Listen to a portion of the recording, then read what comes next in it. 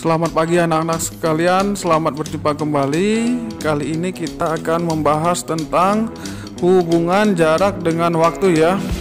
Bagaimana mencari waktu jika jarak diketahui, atau sebaliknya bagaimana mencari jarak jika waktunya diketahui. Supaya lebih jelasnya, perhatikan penjelasan pada video berikut ini ya. Selamat belajar.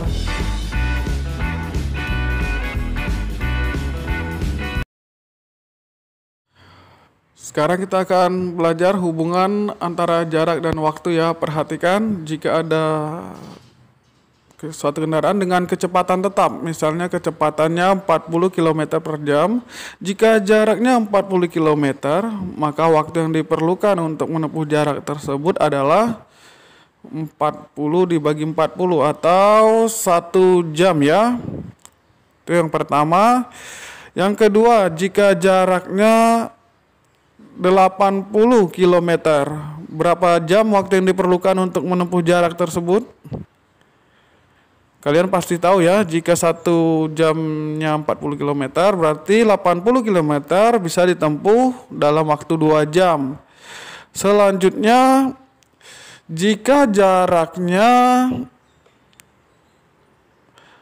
120 km, berapa jam waktu yang diperlukan?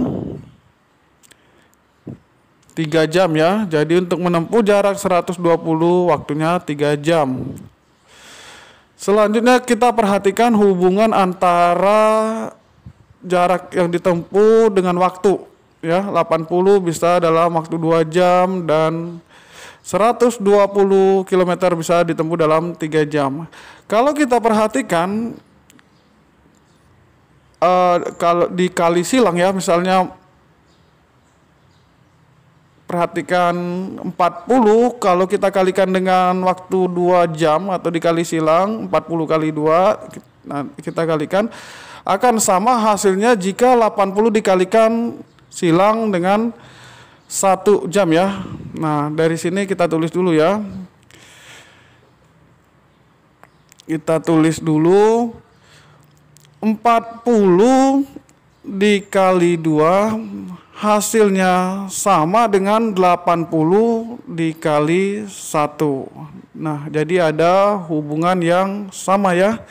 Jadi kalau kita buat dalam bentuk rumus, misalnya ini A, ini B, ini C, ini D, maka A dikali D, kita tulis dulu, A dikali D akan sama hasilnya dengan C dikali B. Ketemu ya rumusnya ya. Nah sekarang untuk lebih jelasnya kita berlatih ya. Contoh, misalnya dengan kecepatan yang sama tadi 40 km per jam, 160 km akan dapat ditempuh dalam waktu 4 jam ya, misalnya begitu. Sekarang berapa waktu yang diperlukan jika jaraknya 200 km? Dengan cara yang seperti tadi, kali silang. Nah misalnya waktunya kita buat dalam bentuk X dulu ya. 160 dikali X atau waktu yang dicari sama dengan 200 dikali 4. 200 dikali 4. Nah kita selesaikan. 160 dikali X atau waktu yang dicari sama dengan 200 kali 4, hasilnya berapa? 800 ya. Jadi 800. Maka waktu yang dicari atau nilai X nya bisa kita cari dengan waktu yang dicari atau X sama dengan 800. 160 pindahkan jadi bagi ya, dibagi 160. Jadi waktu yang diperlukan adalah, kita tinggal selesaikan, ini bisa disederhanakan, nolnya dicoret aja 1 ya, bisa ya. Jadi 80 dibagi 16 hasilnya adalah 5. Jadi untuk menempuh jarak 200 km bisa ditempuh dalam waktu 5 jam. Sampai di sini jelas ya. Nah, selanjutnya kita ambil satu contoh lagi, misalnya jarak 60 km bisa ditempuh dalam waktu 2 jam.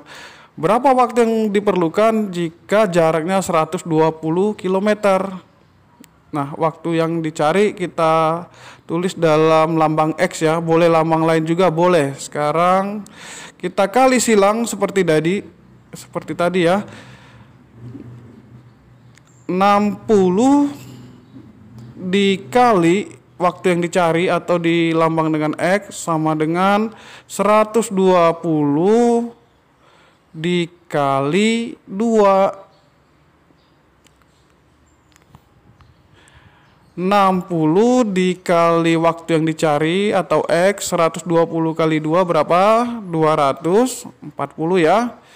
Jadi waktunya bisa kita jawab atau X-nya sama dengan 240 pindahkan jadi bagi atau per sama 60.